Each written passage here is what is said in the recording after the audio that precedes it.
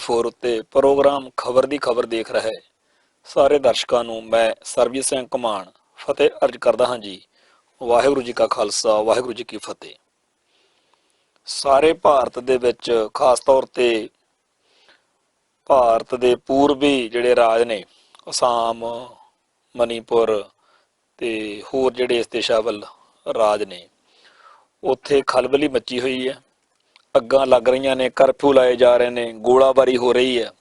ਤੇ ਜਿਹੜੀਆਂ ਫੌਜਾਂ ਨੂੰ ਕਸ਼ਮੀਰ ਦੇ ਵਿੱਚ ਤਾਇਨਾਤ ਕੀਤਾ ਹੋਇਆ ਸੀ, ਉਹਨਾਂ ਫੌਜਾਂ ਨੂੰ ਹੁਣ ਛੇਤੀ ਤੋਂ ਛੇਤੀ ਉੱਤਰੀ ਪੂਰਬੀ ਰਾਜਾਂ ਦੇ ਵਿੱਚ ਪੂਰਬ ਦੇ ਇਹਨਾਂ ਰਾਜਾਂ ਦੇ ਵੱਲ ਕੂਚ ਕਰਨ ਦੇ ਹੁਕਮ ਜਿਹੜੇ ਹੈਗੇ ਆ ਹੋ ਗਏ ਆ। ਤੇ ਹਰ ਰੋਜ਼ ਪਿਛਲੇ 3-4 ਦਿਨ ਤੋਂ ਇਹੋ ਜਿਹੀਆਂ ਖਬਰਾਂ ਪੜ੍ਹਨ ਸੁਣਨ ਨੂੰ ਮਿਲ ਰਹੀਆਂ ਨੇ ਵੀ ਗੋਲੀ ਚੱਲ ਗਈ, ਬੰਦੇ ਮਰ ਗਏ। ਤੇ ਸਾਫ਼ ਦਿਖ ਰਿਹਾ ਹੈਗਾ ਕਿ ਜਿਹੜੀ ਅੱਗ ਉਹਨਾਂ ਸੂਬਿਆਂ 'ਚ ਲੱਗੀ ਹੋਈ ਆ ਉਹ ਸਾਰੇ ਭਾਰਤ ਵਿੱਚ ਵਧੂਗੀ।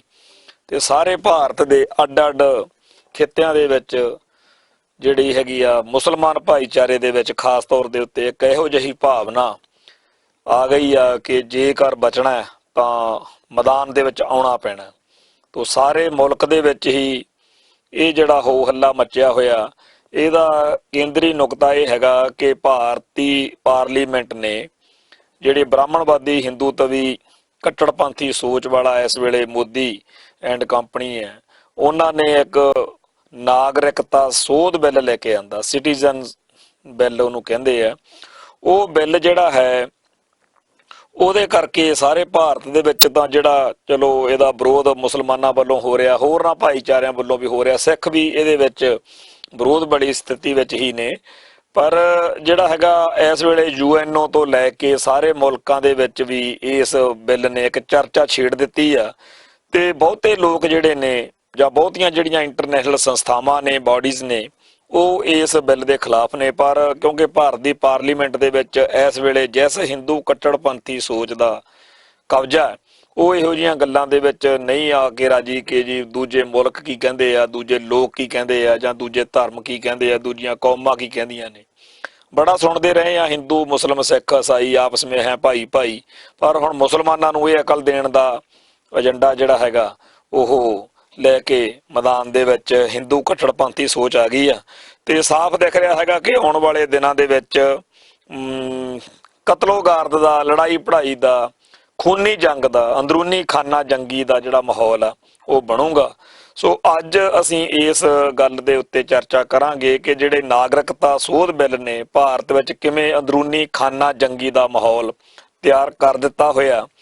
ਤੋ ਅਸੀਂ ਆਪਦੀ ਗੱਲ ਜਿਹੜੀ ਹੈਗੀ ਆ ਜਿੰਨੀ ਕੁ ਕਰਨੀ ਕਰਾਉਣੀ ਆ ਉਹ ਵੀ ਕਰਾਂਗੇ। ਪਰ ਪਹਿਲਾਂ ਅਸੀਂ ਜਿਹੜਾ ਪੰਜਾਬੀ ਟ੍ਰਿਬਿਊਨ ਇੱਥੋਂ ਦਾ ਇੱਕ ਮੇਨ ਅਖਬਾਰ ਆ, ਉਹਦੇ ਵਿੱਚ ਉਹਦੇ ਐਡੀਟਰ ਸਵਰਾਜਵੀਰ ਨੇ ਆਪਦੇ ਜਿਹੜੇ ਵਿਚਾਰ ਨੇ ਇਸ ਮਸਲੇ ਤੇ ਦਿੱਤੇ ਨੇ, ਤਾਂ ਕਿ ਆਪਾਂ ਸਾਰੀ ਗੱਲ ਨੂੰ ਚੰਗੇ ਤਰੀਕੇ ਨਾਲ ਸਮਝ ਸਕੀਏ। ਕਿਉਂਕਿ ਇਹ ਮਸਲਾ ਕਈ ਸਾਡੇ ਭਰਾਵਾਂ ਦੇ ਖਿਆਲ ਵਿੱਚ ਚੰਗੀ ਤਰ੍ਹਾਂ ਉਤਰ ਨਹੀਂ ਰਿਹਾ, ਸਮਝ ਨਹੀਂ ਲੱਗ ਰਿਹਾ। ਸੋ ਅਸੀਂ ਆਸ ਕੀਤੀ ਆ ਕਿ ਅਸੀਂ ਇਹ ਗੱਲ ਜਿਹੜੀ ਆ ਦੋ ਪੰਜਾਬੀ ਅਖਬਾਰਾਂ ਦੇ ਆਧਾਰ ਦੇ ਉੱਤੇ ਵੀ ਮਸਲਾ ਹੈ ਕੀ ਆ, ਇਸ ਦੇ ਬਾਰੇ ਚਰਚਾ ਕਰ ਸਕੀਏ।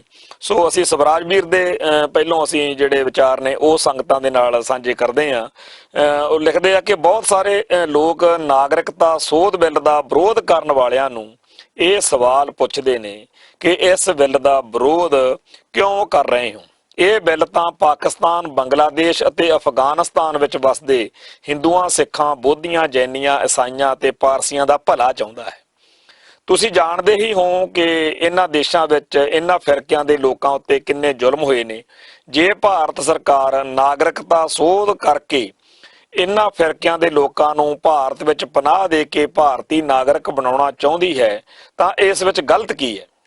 ਤੁਸੀਂ ਕਹਿੰਦੇ ਹੋ ਕਿ ਜਿਨ੍ਹਾਂ ਨੂੰ ਨਾਗਰਿਕ ਬਣਾਇਆ ਜਾ ਰਿਹਾ ਹੈ ਉਹਨਾਂ ਵਿੱਚ ਮੁਸਲਮਾਨ ਸ਼ਾਮਲ ਨਹੀਂ। ਇਹ ਦੱਸੋ ਮੁਸਲਮਾਨਾਂ ਨੂੰ ਸ਼ਾਮਲ ਕਿਉਂ ਕੀਤਾ ਜਾਵੇ? 1947 ਵਿੱਚ ਦੇਸ਼ ਨੂੰ ਧਰਮ ਦੇ ਆਧਾਰ ਤੇ ਵੰਡਿਆ ਗਿਆ ਸੀ। ਮੁਸਲਮਾਨਾਂ ਲਈ ਪਾਕਿਸਤਾਨ ਬਣਾ ਦਿੱਤਾ ਗਿਆ, ਬਾਅਦ ਵਿੱਚ ਉਹਦੇ ਵਿੱਚੋਂ ਬੰਗਲਾਦੇਸ਼ ਬਣ ਗਿਆ। ਇਸ ਤਰ੍ਹਾਂ ਮੁਸਲਮਾਨਾਂ ਲਈ ਮੁਸਲਮਾਨ ਦੇਸ਼ ਮੌਜੂਦ ਨੇ, ਇਸ ਲਈ ਮੁਸਲਮਾਨਾਂ ਨੂੰ ਇਸ ਬਿੱਲ ਵਿੱਚ ਸ਼ਾਮਲ ਕਿਉਂ ਕੀਤਾ ਜਾਵੇ।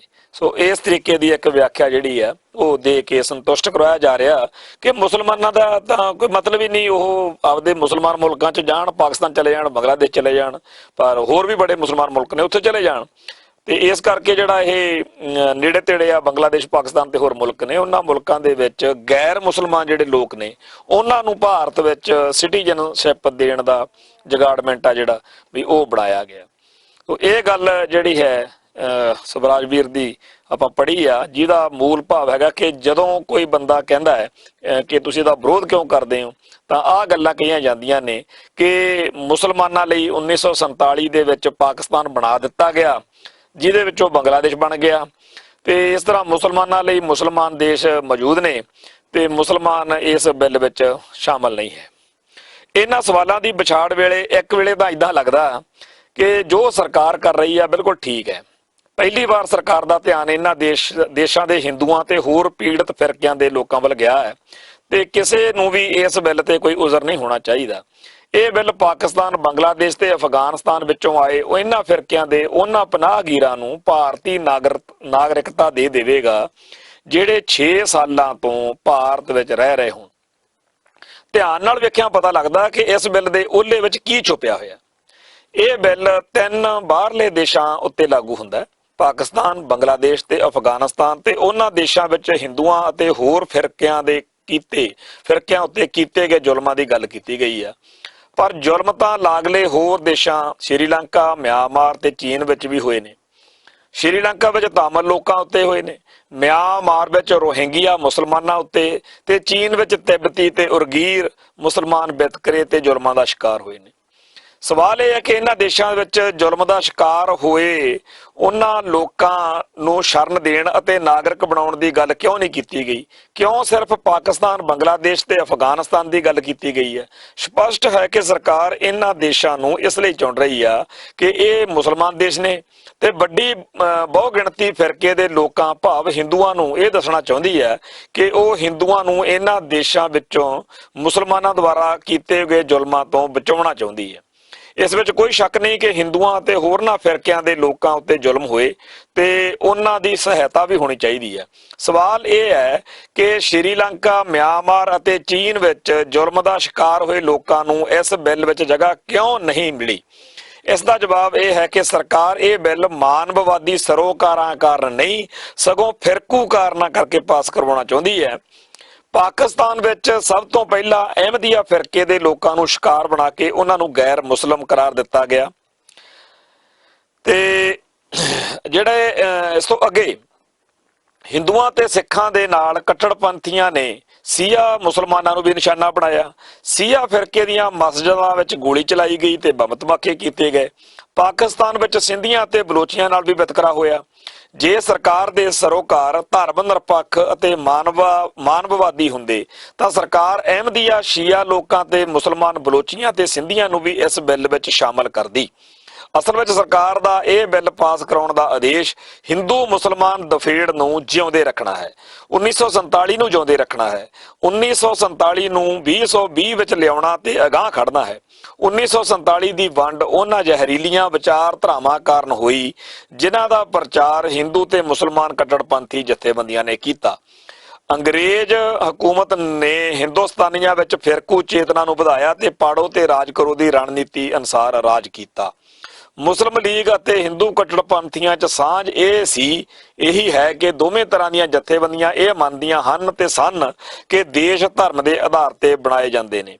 ਪਾਕਿਸਤਾਨ ਧਰਮ ਦੇ ਆਧਾਰ ਤੇ ਬਣਿਆ ਤੇ ਇਸ ਨੂੰ ਇਸਲਾਮਿਕ ਰਿਪਬਲਿਕ ਆਫ ਪਾਕਿਸਤਾਨ ਕਿਹਾ ਗਿਆ ਹੈ।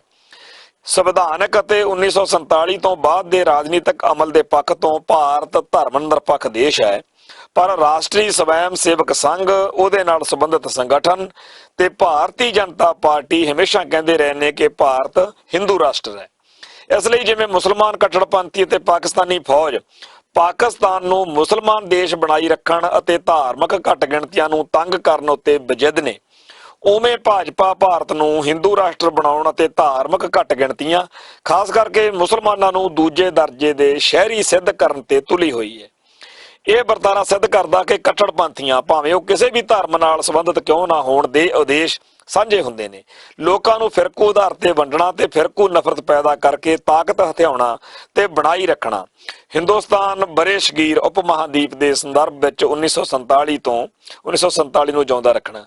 1947 ਨੂੰ ਜਿਉਂਦੇ ਰੱਖਣ ਲਈ ਨਾਗਰਿਕਤਾ ਸੋਧ ਬਿੱਲ ਹੀ ਨਹੀਂ ਪੇਸ਼ ਕੀਤਾ ਜਾ ਰਿਹਾ, ਸਗੋਂ ਇਸ ਦੇ ਨਾਲ ਹੀ ਸਾਰੇ ਦੇਸ਼ ਵਿੱਚ ਹਿੰਦੂਆਂ ਜਿਹੜਾ ਇਹ ਇੱਥੇ ਆਪਾਂ ਗੱਲ ਕਰੀਏ ਵੀ ਇਹ ਕਿਹਾ ਜਾ ਰਿਹਾ ਕਿ ਇਹ ਜਿਹੜਾ ਸਾਰਾ ਹੈਗਾ ਮੁਲਕ, ਇਹਦੇ ਵਿੱਚ 2024 ਤੱਕ ਦੇਸ਼ ਵਿੱਚ ਆਏ ਹੋਏ ਸਾਰੇ ਘੁਸਪੈਠੀਏ ਬਾਹਰ ਕੱਢ ਦੇਣੇ ਨੇ। ਇਹ ਘੁਸਪੈਠੀਏ ਕੌਣ ਨੇ, ਉਹ ਕਿੱਥੋਂ ਆਏ ਨੇ? ਦਲੀਲ ਦਿੱਤੀ ਜਾਂਦੀ ਆ ਕਿ ਇਹ ਘੁਸਪੈਠੀਏ ਮੁੱਖ ਤੌਰ ਤੇ ਬੰਗਲਾਦੇਸ਼ ਤੋਂ ਆਏ ਨੇ। ਦੂਜੇ ਪਾਸੇ ਨਾਗਰਿਕਤਾ ਸੋਧ ਬਿੱਲ ਰਾਹੀਂ ਬੰਗਲਾਦੇਸ਼ ਤੋਂ ਆਏ ਹਿੰਦੂਆਂ ਤੇ ਹੋਰ ਫਿਰਕਿਆਂ ਸਿਵਾਏ ਮੁਸਲਮਾਨਾਂ ਦੇ ਲੋਕਾਂ ਨੂੰ ਨਾਗਰਿਕਤਾ ਦਿੱਤੀ ਜਾ ਰਹੀ ਹੈ, ਤਾਂ ਬਾਕੀ ਕੌਣ ਬਚਦਾ? ਸਪਸ਼ਟ ਹੈ ਕਿ ਮੁਸਲਮਾਨ। ਇਸ ਤਰ੍ਹਾਂ NRC ਅਤੇ ਨਾਗਰਿਕਤਾ ਸੋਧ ਬਿੱਲ ਦੋਵੇਂ ਮੁਸਲਮਾਨਾਂ ਨੂੰ ਆਪਣਾ ਨਿਸ਼ਾਨਾ ਬਣਾਉਂਦੇ ਸਾਫ਼ ਨਜ਼ਰ ਆਉਂਦੇ ਹਨ। ਪਿਛਲੇ 5 ਸਾਲਾਂ ਵਿੱਚ ਹਜੂਮੀ ਹਿੰਸਾ ਦੀਆਂ ਕਾਰਵਾਈਆਂ, ਜਿਨ੍ਹਾਂ ਵਿੱਚ ਬਹੁਤ ਸਾਰੀਆਂ ਗਊ ਮਾਸ ਦੇ ਮਸਲੇ ਨਾਲ ਸੰਬੰਧਿਤ ਹਨ, ਉਹਨਾਂ ਵਿੱਚ ਘੱਟ ਗਿਣਤੀ ਭਾਈਚਾਰੇ ਮੁਸਲਮਾਨਾਂ ਨੂੰ ਨਿਸ਼ਾਨਾ ਬਣਾਇਆ ਗਿਆ। ਸੱਤਾਧਾਰੀ ਪਾਰਟੀ ਦੇ ਕਈ ਆਗੂਆਂ ਨੇ ਹਜੂਮੀ ਹਿੰਸਾ ਵਿੱਚ ਹਿੱਸਾ ਲੈਣ ਵਾਲਿਆਂ ਦਾ ਜਨਤਕ ਤੌਰ ਤੇ ਮਾਣ ਸਨਮਾਨ ਵੀ ਕੀਤਾ। ਰਾਸ਼ਟਰੀ ਸਵੈਮ ਸੇਵਕ ਸੰਘ ਦੇ ਸੰਘ ਚਾਲਕ ਮੋਹਨ ਭਾਗਵਤ ਤੇ ਹੋਰ ਆਗੂਆਂ ਨੇ ਬਾਰ-ਬਾਰ ਦੁਹਰਾਇਆ ਕਿ ਭਾਰਤ ਹਿੰਦੂ ਰਾਸ਼ਟਰ ਹੈ। ਉਹਨਾਂ ਲਈ ਇਹ ਤੱਥ ਦੀ ਕੋਈ ਮਹੱਤਵ ਨਹੀਂ ਕਿ ਭਾਰਤੀ ਸੰਵਿਧਾਨ ਦੀ ਪ੍ਰਸਤਾਵਨਾ ਵਿੱਚ ਭਾਰਤ ਧਰਮ ਨਿਰਪੱਖ ਰਾਜ ਹੈ ਤੇ ਸੁਪਰੀਮ ਕੋਰਟ ਨੇ ਵੱਖ-ਵੱਖ ਫੈਸਲਿਆਂ Saint Xavier college versus union of India, SR Bommai versus union of India, Bal Patel case ਆਦਿ ਵਿੱਚ ਸਪਸ਼ਟ ਕੀਤਾ ਕਿ ਧਰਮ ਨਿਰਪੱਖਤਾ ਭਾਰਤੀ ਸੰਵਿਧਾਨ ਵਿੱਚ ਬੁਨਿਆਦੀ ਹੈ। ਇਹਨਾਂ ਆਗੂਆਂ ਲਈ ਬੁਨਿਆਦੀ ਗੱਲ ਜਿਹੜੀ ਲੋਕਾਂ ਦੇ ਮੁੱਢਲੇ ਮਸਲਿਆਂ ਦੀ ਥਾਂ ਬਹੁ ਗਿਣਤੀ ਫਿਰਕੇ ਨਾਲ ਸੰਬੰਧਿਤ ਲੋਕਾਂ ਨੂੰ ਜਜ਼ਬਾਤੀ ਬਣਾ ਕੇ ਇਹ ਦੱਸਣਾ ਕਿ ਮੌਜੂਦਾ ਸੱਤਾਧਾਰੀ ਪਾਰਟੀ ਦੇ ਰੂਪ ਵਿੱਚ ਉਹਨਾਂ ਦਾ ਰਾਜ ਪਹਿਲੀ ਵਾਰ ਆਇਆ ਹੈ ਤੇ ਦੇਸ਼ ਵਿੱਚ ਵੱਡੀ ਘੱਟ ਗਿਣਤੀ ਫਿਰਕੇ ਦੇ ਲੋਕਾਂ ਨੂੰ ਗੁੱਠੇ ਲਾ ਦਿੱਤਾ ਗਿਆ ਹੈ। ਇਸ ਤਰ੍ਹਾਂ ਨਾਗਰਿਕਤਾ ਸੋਧ ਬਿੱਲ, ਨਾਗਰਿਕਾਂ ਦਾ ਕੌਮੀ ਰਜਿਸਟਰ, ਹਜੂਮੀ ਹਿੰਸਾ ਦੀਆਂ ਕਾਰਵਾਈਆਂ, ਬਹੁ ਗਿਣਤੀ ਫਿਰਕੇ ਨਾਲ ਸੰਬੰਧਿਤ ਭਾਵਨਾਵਾਂ ਨੂੰ ਭੜਕਾਉਣਾ, ਮੁਸਲਮਾਨਾਂ ਤੇ ਪਾਕਿਸਤਾਨ ਵਿਰੋਧ ਨੂੰ ਆਪਣੇ ਏਜੰਡੇ ਵਿੱਚ ਪ੍ਰਮੁੱਖਤਾ ਦੇਣੀ, ਸਭ ਉਸ ਜਨੂਨ ਨੂੰ ਜਿਉਂਦੇ ਰੱਖਣ ਵਾਲੀਆਂ ਪ੍ਰਕਿਰਿਆਵਾਂ ਹਨ ਜਿਨ੍ਹਾਂ ਕਾਰਨ 1947 ਦੀ ਵੰਡ ਹੋਈ ਸੀ। ਕਾਨੂੰਨੀ ਮਾਹਿਰਾਂ ਅਨੁਸਾਰ ਨਾਗਰਿਕਤਾ ਸੋਧ ਬਿੱਲ ਇੱਕ ਹੋਰ ਪੱਖ ਤੋਂ ਅਸੰਵਿਧਾਨਿਕ ਹੈ। ਸੰਵਿਧਾਨ ਦੀ ਧਾਰਾ 34 ਬਹੁਤ ਸਪਸ਼ਟ ਸ਼ਬਦਾਂ ਵਿੱਚ ਕਹਿੰਦੀ ਹੈ ਕਿ ਰਿਆਸਤ ਸਟੇਟ ਵਿਅਕਤੀ ਦੀ ਕਾਨੂੰਨ ਸਾਹਮਣੇ ਬਰਾਬਰੀ ਅਤੇ ਕਾਨੂੰਨ ਦੀ ਸੁਰੱਖਿਆ ਯਕੀਨੀ ਬਣਾਵੇਗੀ। ਗੌਤਮ ਭਾਟੀਆ ਤੇ ਕਈ ਹੋਰ ਕਾਨੂੰਨਦਾਨਾਂ ਨੇ ਦਲੀਲ ਦਿੱਤੀ ਹੈ ਕਿ ਇਹ ਧਾਰਾ ਸਿਰਫ ਭਾਰਤੀ ਨਾਗਰਿਕਤਾ ਦੇ ਨਹੀਂ ਸਗੋਂ ਸਭ ਮਨੁੱਖਾਂ ਵਿਅਕਤੀਆਂ ਤੇ ਲਾਗੂ ਹੁੰਦੀ ਹੈ। ਇਹ ਧਾਰਾ ਦੀ ਭਾਸ਼ਾ ਵਿੱਚ ਨਿਹਿਤ ਹੈ ਕਿ ਜਦੋਂ ਕਿ ਨਾਗਰਿਕਤਾ ਸੋਧ ਬਿੱਲ ਲੋਕਾਂ ਨੂੰ ਧਰਮ ਉੱਤੇ ਆਧਾਰਿਤ ਨਾਗਰਿਕਤਾ ਦੇਣ ਦੀ ਗੱਲ ਕਰਦਾ, ਇਸ ਲਈ ਇਹ ਸੰਵਿਧਾਨਕ ਹੈ। ਮਸ਼ਹੂਰ ਪੱਤਰਕਾਰ ਤਵਲੀਨ ਸਿੰਘ ਆ ਜਿਹੜੀ ਉਹ ਸਵਾਲ ਪੁੱਛਦੀ ਆ ਕਿ ਇਸ ਬਿੱਲ ਦਾ ਮਕਸਦ ਉਸ ਸਹਿਮ ਭਰੇ ਮਾਹੌਲ ਜਿਸ ਵਿੱਚ ਨਰਿੰਦਰ ਮੋਦੀ ਦੇ ਪ੍ਰਧਾਨ ਮੰਤਰੀ ਬਣਨ ਤੋਂ ਬਾਅਦ ਮੁਸਲਮਾਨ ਜੀ ਰਹੇ ਹਨ ਨੂੰ ਹੋਰ ਜ਼ਹਿਰੀਲਾ ਕਰਨਾ ਨਹੀਂ। ਤੇ ਜਵਾਬ ਦਿੰਦੀ ਹੈ ਕਿ ਮੋਦੀ ਸਬਕਾ ਸਾਥ ਸਬਕਾ ਵਿਕਾਸ ਕਰਨ ਵਿੱਚ ਵਿਸ਼ਵਾਸ ਰੱਖਣ ਦੀ ਗੱਲ ਤਾਂ ਕਰਦਾ ਹੈ, ਪਰ ਉਸਨੇ ਹਜੂਮੀ ਹਿੰਸਾ ਦੀਆਂ ਘਟਨਾਵਾਂ ਜਿਨ੍ਹਾਂ ਕਾਰਨ ਮੁਸਲਮਾਨ ਆਦ ਤੱਕ ਵਿੱਚ ਜਿਉਂਦੇ ਨੇ ਉਹਨਾਂ ਕਾਰਨਾਂ ਕਰਕੇ ਭਾਰਤ ਦੇ ਧਰਮ ਨਿਰਪੱਖ ਅਕਸ ਨੂੰ ਨੁਕਸਾਨ ਪਹੁੰਚਾਇਆ ਹੈ। ਇਤਿਹਾਸਕਾਰ ਆਇਸ਼ਾ ਜਲਾਲ ਨੇ ਆਪਣੇ ਵਡੇਰੇ ਉਰਦੂ ਦੇ ਮਸ਼ਹੂਰ ਅਫਸਾਨਾ ਨਗਾਰ ਸਵਾਦਤ ਹਸਨ ਮਿੰਟੋ ਦੇ ਹਵਾਲੇ ਨਾਲ ਕਿਹਾ ਕਿ ਵੰਡ ਦਾ ਦੁਖਾਂਤ ਸਿਰਫ ਇਸ ਗੱਲ ਵਿੱਚ ਨਹੀਂ ਕਿ ਇੱਕ ਦੇਸ਼ ਦੀ ਥਾਂ ਤੇ ਦੋ ਆਜ਼ਾਦ ਦੇਸ਼ ਬਣ ਗਏ, ਸਗੋਂ ਇਸ ਗੱਲ ਵਿੱਚ ਹੈ ਕਿ ਦੋਵੇਂ ਦੇਸ਼ ਗੁਲਾਮ ਹੋ ਗਏ। ਤਵੱਸਬ ਕੱਟੜਪੁਣੇ ਦੇ ਗੁਲਾਮ, ਧਾਰਮਿਕ ਜਨੂਨ ਦੇ ਗੁਲਾਮ, ਕਰੂਰਤਾ ਵਹਿਸ਼ੀਪੁਣੇ ਅਤੇ ਪਸ਼ੂਆਂ ਵਰਗੀਆਂ ਰੁਚੀਆਂ ਦੇ ਗੁਲਾਮ। ਅੱਜ ਵੀ ਪਾਕਿਸਤਾਨ, ਭਾਰਤ ਅਤੇ ਹੋਰ ਦੇਸ਼ਾਂ ਦੇ ਕੱਟੜਪੰਥੀ ਚਾਹੁੰਦੇ ਨੇ ਕਿ ਅਸੀਂ ਕੱਟੜਪੁਣੇ, ਤਵੱਸਬ ਅਤੇ ਧਾਰਮਿਕ ਜਨੂਨ ਦੇ ਗੁਲਾਮ ਰਹੀਏ। 1947 ਦਾ ਜਨੂਨ ਜਿਉਂਦਾ ਰਵੇ ਤੇ ਉਹ ਲੋਕਾਂ ਨੂੰ ਫਿਰਕੂ ਲੀਹਾਂ ਤੇ ਵੰਡ ਕੇ ਰਾਜ ਕਰਦੇ ਰਹਿਣ। ਉਹ ਇਹ ਵੀ ਚਾਹੁੰਦੇ ਨੇ ਕਿ ਅਸੀਂ ਧਾਰਮਿਕ ਕੱਟੜਪੁਣੇ ਵਿੱਚ ਪੈ ਕੇ ਉਸ ਤਰ੍ਹਾਂ ਦੇ ਹਿੰਦੂ ਤੇ ਮੁਸਲਮਾਨ ਬਣੀਏ ਜਿਵੇਂ ਦੇ ਉਹ ਸਾਨੂੰ ਬਣਾਉਣਾ ਚਾਹੁੰਦੇ ਨੇ, ਅਸੀਂ ਮਨੁੱਖ ਨਾ ਬਣੀਏ। ਮਨੁੱਖ ਬਣਨਾ ਇਸ ਯੁੱਗ ਦੀ ਸਭ ਤੋਂ ਵੱਡੀ ਚੁਣੌਤੀ ਹੈ। ਤੇ ਇਹ ਜਿਹੜਾ ਬਿੱਲ ਪਾਸ ਹੋਇਆ ਇਹਦੇ ਬਾਰੇ ਜਿੰਨੀ ਕੁ ਆਪਾਂ ਚਰਚਾ ਹੁਣ ਤੱਕ ਕੀਤੀ ਆ ਉਹ ਚ ਸਾਫ਼ ਆ ਕਿ ਨਰਿੰਦਰ ਮੋਦੀ ਐਂਡ ਕੰਪਨੀ ਜਿਹੜੀ ਹੈ ਇਹ ਸਾਫ਼ ਲਫ਼ਜ਼ਾਂ ਦੇ ਵਿੱਚ ਮੁਸਲਮਾਨਾਂ ਨੂੰ ਇਹ ਇਕੱਲੇ ਭਾਰਤੀ ਮੁਸਲਮਾਨਾਂ ਦੀ ਗੱਲ ਨਹੀਂ ਹੋ ਰਹੀ, ਸਾਰੇ ਇਸ ਖਿੱਤੇ ਦੇ ਵਿੱਚ ਜਾਂ ਸਾਰੇ ਸੰਸਾਰ ਦੇ ਵਿੱਚ ਮੁਸਲਮਾਨਾਂ ਨੂੰ ਇੱਕ ਚੈਲੰਜ ਬਣ ਕੇ ਪੇਸ਼ ਹੋ ਰਹੀ ਹੈ, ਤੇ ਦੂਜੇ ਪਾਸੇ ਹਿੰਦੂਆਂ ਦੇ ਰਾਖੇ ਵਜੋਂ ਆਪਦੇ ਆਪ ਨੂੰ ਸਾਹਮਣੇ ਲਿਆ ਰਹੀ ਹੈ, ਤੇ ਕੱਟੜਵਾਦ ਨੂੰ, ਫਿਰਕੂ ਭਾਵਨਾਵਾਂ ਨੂੰ ਉਤੇਜਿਤ ਕਰਕੇ ਇਸ ਖਿੱਤੇ ਵਿੱਚ ਜਿਹੜਾ ਮਾਹੌਲ ਸਿਰਜਣ ਜਾ ਰਹੀ ਹੈ। ਇਹ ਜਿਹੜਾ ਸੈਮੂਅਲ ਪੀ ਹਟਿੰਗਟਨ ਨੇ ਕਿਸੇ ਵੇਲੇ ਕਿਹਾ ਸੀਗਾ ਕਲੈਸ਼ ਆਫ ਸਿਵਲਾਈਜੇਸ਼ਨ, ਕਿ ਕਿਵੇਂ ਅੱਡ-ਅੱਡ ਜਿਹੜੇ ਸਭਿਅਤਾਵਾਂ ਨੇ, ਕਿਵੇਂ ਅੱਡ-ਅੱਡ ਸਿਵਲਾਈਜੇਸ਼ਨ ਦੇ ਟਕਰਾਅ ਹੋਣਗੇ, ਉਵੇਂ ਦਾ ਇੱਕ ਮਾਹੌਲ ਬਣਦਾ ਅਸੀਂ ਦੇਖ ਰਹੇ ਹਾਂ, ਜਿਹਦੇ ਵਿੱਚ ਨਰਿੰਦਰ ਮੋਦੀ ਤੇ ਉਹਨਾਂ ਦੇ ਝੰਡੇ ਹੇਠਲੀਆਂ ਸਾਰੀਆਂ ਜਿਹੜੀਆਂ ਫੌਜਾਂ ਨੇ, ਇਹ ਪੂਰੀ ਤਰ੍ਹਾਂ ਕਾਨੂੰਨ ਦੇ ਰਾਹੀਂ ਮੁਸਲਮਾਨਾਂ ਦੇ ਉੱਤੇ ਅਟੈਕ ਕਰਨ ਜਾ ਰਹੀਆਂ ਨੇ। ਸੋ ਜਿੰਨੇ ਵੀ ਢੰਗ ਤਰੀਕੇ ਦੀ ਅਸੀਂ ਚਰਚਾ ਕੀਤੀ ਆ, ਉਹਦੇ ਵਿੱਚ ਸਿੱਖਾਂ ਦਾ ਇੱਕ ਖਾਸ ਕਿਉਂਕਿ ਰੁਤਬਾ ਰਿਹਾ, ਸਿੱਖ ਫਿਰਕੂ ਨਹੀਂ ਹੈ, ਸਿੱਖ ਕੱਟੜ ਨਹੀਂ ਆ। ਸਿੱਖ ਆਪਣੇ ਧਰਮ ਵਿੱਚ ਜਿੱਥੇ ਆਪ ਪਰਪੱਕ ਰਹਿਣ ਦੀ ਗੱਲ ਕਰਦੇ ਆ, ਉੱਥੇ ਦੂਜਿਆਂ ਧਰਮਾਂ ਨੂੰ ਵੀ ਹਿੰਦੂ ਪੱਕਾ ਹਿੰਦੂ ਹੋਵੇ, ਮੁਸਲਮਾਨ ਪੱਕਾ ਮੁਸਲਮਾਨ ਹੋਵੇ। ਤੇ ਇਹ ਜਿਹੜੇ ਕੱਟੜਵਾਦੀ ਬੀਜੇਪੀ ਟਾਈਪ ਲੋਕ ਨੇ, ਉਹ ਕਹਿੰਦੇ ਨੇ ਕਿ ਵਧੀਆ ਬੰਦਾ ਤਾਂ ਉਹ ਹੁੰਦਾ ਜਿਹੜਾ ਆਪਦੇ ਧਰਮ ਨੂੰ ਤਿਆਗ ਦੇਵੇ ਤੇ ਉਹ ਹਿੰਦੂ ਬਣ ਜਾਵੇ, ਜਾਣੀ ਕਿ ਜਿਹੜਾ ਸਿੱਖ ਸਿੱਖੀ 'ਚ ਪਰਪੱਕ ਉਹ ਤਾਂ ਬਹੁਤ ਹੀ ਮਾੜਾ ਹੈ, ਤੇ ਮੁਸਲਮਾਨ ਉਹ ਤਾਂ ਅੰਤਾਂ ਦਾ ਮਾੜਾ। ਸੋ ਸਿੱਖ ਹੋਵੇ ਜਾਂ ਮੁਸਲਮਾਨ ਹੋਵੇ, ਉਹਨੂੰ ਘੇਰ ਘੂਰ ਕੇ ਉਹਦੇ ਕੋਲੋਂ ਉਹਦਾ ਧਰਮ ਛਡਵਾਉਣਾ ਤੇ ਉਹਨੂੰ ਹਿੰਦੂ ਖੇਮੇ 'ਚ ਲੈ ਕੇ ਆਉਣਾ, ਵੀ ਇਹ ਬੜੀ ਵੱਡੀ ਗੱਲ ਆ। ਅਸੀਂ ਸੁਣਦੇ ਰਹੇ ਹਾਂ ਕਿ ਮੁਸਲਮਾਨਾਂ ਦੇ ਵਿੱਚ ਕੋਈ ਇਦਾਂ ਦੇ ਧਾਰਮਿਕ ਨਿਯਮ ਨੇ ਕਿ ਦੂਜਿਆਂ ਲੋਕਾਂ ਨੂੰ ਆਪਦਾ ਮੁਸਲਮਾਨ ਧਰਮ ਵਿੱਚ ਲੈ ਕੇ ਆਉਣਾ ਬੜਾ ਸਵਾਬ ਤੋਂ ਬੜਾ ਜਿਹੜਾ ਹੈਗਾ, ਜਿਵੇਂ ਕਹਿੰਦੇ ਆ, ਬਹੁਤ ਚੰਗਾ ਮਿਲਦਾ, ਚੰਗੀ ਚੀਜ਼ ਕੋਈ ਚੰਗੀ ਗੱਲ ਮੰਨੀ ਜਾਂਦੀ ਹੈ, ਕਿ ਬੜਾ ਪੁੰਨ ਦਾ ਕੰਮ, ਜਿਵੇਂ ਆਪਾਂ ਕਹਿੰਦੇ ਆ ਸਵਾਬ ਦਾ ਕੰਮ, ਪੁੰਨ ਦਾ ਕੰਮ ਵੀ ਉਹ ਮੰਨਦੇ। ਇਦਾਂ ਦੀਆਂ ਗੱਲਾਂ ਅਸੀਂ ਸੁਣਦੇ ਆਏ ਆ, ਅਸੀਂ ਕਦੇ, ਕਿਉਂਕਿ ਸਾਡਾ ਮੁਸਲਮਾਨਾਂ ਨਾਲ ਉਵੇਂ ਦਾ ਕਦੇ ਵਾਹ ਵਾਸਤਾ ਨਹੀਂ ਪਿਆ, ਪਰ ਅਸੀਂ ਆਹ ਦੇਖ ਰਹੇ ਹੈਗੇ ਆ ਕਿ ਭਾਰਤ ਦੀ ਧਰਤੀ ਉੱਤੇ ਜਿਹੜਾ ਹਿੰਦੂ ਮੱਤ ਵਾ ਇਸ ਵੇਲੇ, ਉਹ ਮੁਸਲਮਾਨਾਂ ਕੋਲੋਂ ਤੇ ਹਿੰਦੂਆਂ ਕੋਲੋਂ, ਸਿੱਖਾਂ ਕੋਲੋਂ ਉਹਨਾਂ ਦੇ ਧਰਮ ਖੋਹ ਕੇ ਉਹਨਾਂ ਨੂੰ ਹਿੰਦੂ ਖੇਮੇ ਵਿੱਚ ਲਿਜਾਣ ਦੀ ਬੜੇ ਸਕੀਮ ਦੇ ਨਾਲ, ਕਿਉਂਕਿ ਇਹੋ ਜਿਹੇ ਹਾਲਾਤ ਬਣਾ ਦਿਓ, ਇਹੋ ਜਿਹਾ ਟੈਰਰ ਫੈਲਾ ਦਿਓ ਕਿ ਹਰੇਕ ਬੰਦਾ ਇਹ ਕਵੇ ਕਿ ਜੇ ਜਿਉਣਾ ਹੈਗਾ ਤੇ ਕਿਉਂ ਨਾ ਫਿਰ ਆਪਾਂ ਆਪਦਾ ਧਰਮ ਤਿਆਗ ਦਈਏ। ਸੋ ਇਸ ਤਰੀਕੇ ਦਾ ਮਾਹੌਲ ਇਤਿਹਾਸ ਵਿੱਚ ਦੱਸਿਆ ਜਾਂਦਾ ਕਿ ਮੁਗਲਾਂ ਪਠਾਣਾ ਵੇਲੇ ਬਣਿਆ ਸੀ, ਸੂਫੀਆਂ ਵੇਲੇ ਬਣਿਆ ਸੀ, ਜਦੋਂ ਲੋਕਾਂ ਨੇ ਇਸਲਾਮ ਧਾਰਨ ਕੀਤਾ, ਜਾਂ ਕਹਿੰਦੇ ਨੇ ਕਿ ਅੰਗਰੇਜ਼ਾਂ ਵੇਲੇ ਵੀ ਬਹੁਤ ਸਾਰੇ ਲੋਕਾਂ ਨੇ ਇਸੇ ਤਰ੍ਹਾਂ ਦੀਆਂ ਗੱਲਾਂ 'ਚ ਫਸ ਕੇ ਈਸਾਈ ਮਤ ਨੂੰ ਗ੍ਰਹਿਣ ਕੀਤਾ। ਢੰਗ ਤਰੀਕੇ ਵੱਖੋ ਵੱਖਰੇ ਹੋ ਸਕਦੇ ਆ, ਪਰ ਬਾਕੀ ਧਰਮਾਂ ਦੇ ਵਾਧੇ ਦੇ ਲਈ ਕਈ ਇਸ ਤਰ੍ਹਾਂ ਦੇ ਮਤਲਬ ਜਿਹੜੇ ਆ ਅਮਲ ਉਹ ਕੀਤੇ ਗਏ। ਕਦੇ ਸਿੱਖ ਸਮਾਜ ਵਿੱਚ ਇਦਾਂ ਦੀ ਗੱਲ ਨਹੀਂ ਆਈ ਤੇ ਨਾ ਹੀ ਕਦੇ ਆਉਣੀ ਆ, ਕਿਉਂਕਿ ਸਿੱਖ ਫਲਸਫੇ ਦੇ ਵਿੱਚ ਜਦੋਂ ਕਿਸੇ ਵੀ ਹਿੰਦੂ ਨੂੰ, ਮੁਸਲਮਾਨ ਨੂੰ, ਈਸਾਈ ਨੂੰ, ਬੋਧੀ ਨੂੰ, ਜੈਨੀ ਨੂੰ, ਕਿਸੇ ਵੀ ਬੰਦੇ ਨੂੰ ਜਦੋਂ ਸਿੰਘ ਸਜਣ ਦਾ, ਸਿੱਖ ਬਣਨ ਦਾ ਚਾਅ ਆਉਂਦਾ, ਉਹ ਉਹਦਾ ਨਿੱਜੀ ਫੈਸਲਾ ਹੁੰਦਾ ਤੇ ਉਹ ਫਿਰ ਸਿੱਖੀ ਵਿੱਚ ਆ ਕੇ ਮਰਿਆਦਾ ਅਨੁਸਾਰ ਆਪਦਾ ਜਿਉ ਸਕਦਾ। ਪਰ ਕਦੇ ਕਿਸੇ ਤੇ ਜ਼ੁਲਮ ਕਰਕੇ ਸਿੱਖੀ ਜਿਹੜੀ ਆ ਥੋਪੀ ਨਹੀਂ ਗਈ, ਤੇ ਨਾ ਹੀ ਲੋਭ ਲਾਲਚ ਦੇ ਕੇ, ਜਿਵੇਂ ਇੱਥੇ ਅਸੀਂ ਸੁਣਦੇ ਹਾਂ ਕਿ ਪੰਜਾਬ ਦੀ ਧਰਤੀ ਉੱਤੇ ਈਸਾਈ ਭਾਈਚਾਰੇ ਦੇ ਕੁਝ ਸੱਜਣ ਮਿੱਤਰ ਜਿਹੜੇ ਨੇ, ਉਹ ਹੇਠ ਆਰਥਿਕ ਤੌਰ ਤੇ ਪਛੜੇ ਵਰਗਾਂ ਨੂੰ ਜਾਂ ਸਮਾਜਿਕ ਤੌਰ ਤੇ ਜਿਨ੍ਹਾਂ ਨਾਲ ਡਿਸਕ੍ਰਿਮੀਨੇਸ਼ਨ ਬਾਹਮਣਵਾਦ ਵੱਲੋਂ ਹੋਈ ਆ, ਜਦੋਂ ਉਹਨਾਂ ਨੂੰ ਕਿਸੇ ਵੀ ਤਰੀਕੇ ਨਾਲ ਹੋਰ ਜਿਹੜਾ ਹੈਗਾ ਰਾਹਤ ਨਹੀਂ ਮਿਲੀ, ਮਨ ਦੀ ਤਸੱਲੀ ਨਹੀਂ ਹੋਈ, ਤਾਂ ਹੁਣ ਈਸਾਈ ਭਾਈਚਾਰਾ ਉਹਨਾਂ ਕੋਲੇ ਨੋਟ ਵੀ ਲੈ ਕੇ ਜਾ ਰਿਹਾ ਕਿ ਮੋਟਰਸਾਈਕਲ ਲੈ ਦਿੰਨੇ ਆ, ਬੱਚਾ ਬਾਹਰ ਲੈ ਜਾਾਂਗੇ, ਕੁੜੀ ਨੂੰ ਨੌਕਰੀ ਲਵਾ ਦਿਆਂਗੇ ਤੇ ਤੁਸੀਂ ਈਸਾਈ ਮਤ ਜਿਹੜਾ ਹੈਗਾ ਉਹ ਗ੍ਰਹਿਣ ਕਰ ਲਓ। ਇਦਾਂ ਦੀ ਗੱਲ ਚੱਲਦੀ ਰਹਿੰਦੀ ਆ, ਪਰ ਕੋਈ ਕਿਵੇਂ ਕਰਦਾ, ਇਹ ਗੱਲ ਆਪਦੀ ਥਾਂ ਤੇ ਆ। ਇਸ ਵੇਲੇ ਜਿਹੜੀ ਗੱਲ ਹੈ ਉਹ ਹੈਗੀ ਆ ਕਿ ਸਿੱਖ ਕਦੇ ਵੀ ਇਦਾਂ ਨਹੀਂ ਕਰ ਸਕਦੇ, ਤੇ ਜਿਹੜਾ ਹਿੰਦੂ ਮਤ ਵਾ ਇਸ ਵੇਲੇ ਉਹ ਸਾਰਿਆਂ ਧਰਮਾਂ ਦੇ ਲਈ ਇੱਕ ਖੌਅ ਬਣ ਕੇ ਬੜਾ ਵੱਡਾ, ਮਤਲਬ ਜਿਵੇਂ ਦੂਜਾ ਧਰਮਾਂ ਤੇ ਅਟੈਕ ਕਰਨ ਦੇ ਲਈ ਤਿਆਰ ਕੀਤਾ ਜਾ ਰਿਹਾ। ਸੋ ਭਵਿੱਖ ਦੇ ਵਿੱਚ ਫਿਰਕੂ ਭਾਵਨਾਵਾਂ ਨਾਲ ਲਵਰੇਜ ਹੋਏ ਸਧਾਰਨ ਜਿਹੜੇ ਦਿਖਦੇ ਹਿੰਦੂ ਨੇ, ਜਿਹੜੇ ਅੱਜ ਇਸ ਵੇਲੇ ਸਾਨੂੰ ਕੁਝ ਵੀ ਨਹੀਂ ਲੱਗਦੇ, ਉਹਨਾਂ ਨੂੰ ਇਸ ਤਰੀਕੇ ਨਾਲ ਤਿਆਰ ਕੀਤਾ ਜਾ ਰਿਹਾ ਕਿ ਆਉਣ ਵਾਲੇ ਸਮੇਂ ਦੇ ਵਿੱਚ ਉਹ ਲੋਕ ਗੈਰ ਹਿੰਦੂਆਂ ਦੇ, ਖਾਸ ਤੌਰ ਤੇ ਮੁਸਲਮਾਨਾਂ ਦੇ ਸੱਥਰ ਵਿਛਾ ਦੇਣ, ਉਹਨਾਂ ਨੂੰ ਇੱਕ ਕਾਤਲ ਜਿਹੜਾ ਹੈਗਾ ਮਾਨਸਿਕਤਾ, ਵੀ ਕਤਲੋਗਾਰਦ ਵਾਲੀ ਹਿੰਸਕ ਮਾਨਸਿਕਤਾ ਵਾਲੇ ਬਣਾ ਦੇਣ ਦਾ ਜਿਹੜਾ ਜਨੂਨ ਉਹਨਾਂ ਦੇ ਅੰਦਰ ਭਰ ਦੇਣ ਦਾ ਜਿਹੜਾ ਇਸ ਵੇਲੇ ਪ੍ਰੋਜੈਕਟ ਚੱਲ ਰਿਹਾ, ਉਹਦੇ ਉੱਤੇ ਜਦੋਂ ਨਜ਼ਰ ਮਾਰਦੇ ਆ ਤਾਂ ਸਾਫ਼ ਦਿਖਦਾ ਕਿ ਜੇ ਇਹ ਸਾਰਾ ਕੁਝ ਨਾ ਰੋਕਿਆ ਗਿਆ, ਅੰਤਰਰਾਸ਼ਟਰੀ ਭਾਈਚਾਰੇ ਨੇ ਇਹਦੇ ਵਿੱਚ ਕੋਈ ਰੋਲ ਨਾ ਪਲੇ ਕੀਤਾ, ਤਾਂ ਪੰਜਾਬ ਦਾ ਸਾਰੇ ਭਾਰਤ ਦੇ ਵਿੱਚ ਇੱਥੇ ਬੜੇ ਵੱਡੇ ਪੱਧਰ ਦੇ ਉੱਤੇ ਅੰਦਰੂਨੀ ਖਾਨਾ ਜੰਗੀ ਹੈ ਜਿਹੜੀ ਉਹ ਹੋਵੇਗੀ।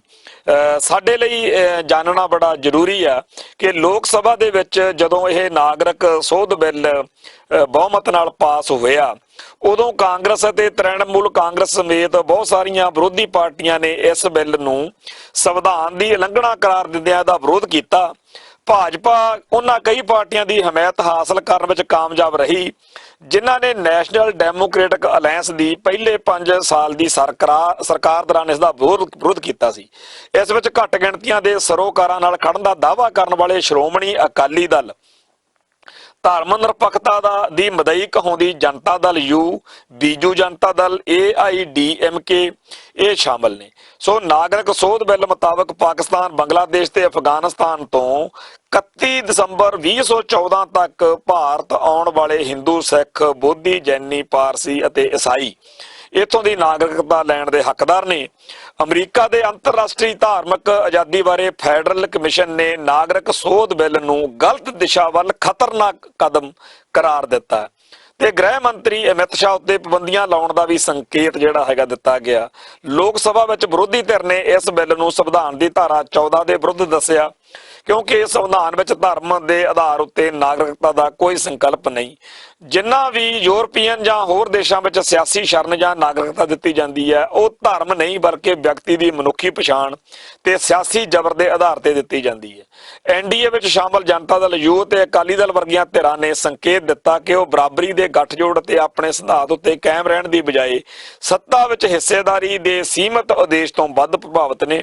ਅਕਾਲੀ ਦਲ ਆਪਣਾ ਇਤਿਹਾਸਕ ਖਾਸਾ ਦੱਸਦਿਆਂ ਮਾਣ ਮਹਿਸੂਸ ਕਰਦਾ ਰਿਹਾ ਹੈ ਕਿ 1975 ਦੀ ਐਮਰਜੈਂਸੀ ਵੇਲੇ ਤਤਕਾਲੀ ਪ੍ਰਧਾਨ ਮੰਤਰੀ ਇੰਦਰਾ ਗਾਂਧੀ ਨੇ ਅਕਾਲੀ ਆਗੂਆਂ ਨੂੰ ਕਿਹਾ ਸੀ ਕਿ ਜੇ ਉਹ ਮੋਰਚਾ ਨਾ ਲਾਉਣ ਤਾਂ ਕੇਂਦਰ ਸਰਕਾਰ ਉਹਨਾਂ ਦੇ ਪੰਜਾਬ 'ਚ ਰਾਜ ਕਰਦੇ ਰਹਿਣ ਨੂੰ ਸਮਰਥਨ ਕਰੇਗੀ। ਉਸ ਵਕਤ ਦੇ ਅਕਾਲੀ ਆਗੂਆਂ ਨੇ ਗੁਰੂਆਂ ਵੱਲੋਂ ਦਰਸਾਏ ਜਮਹੂਰੀਅਤ ਦੇ ਦਿੱਤੇ ਰਾਹ ਨੂੰ ਅਪਣਾਇਆ।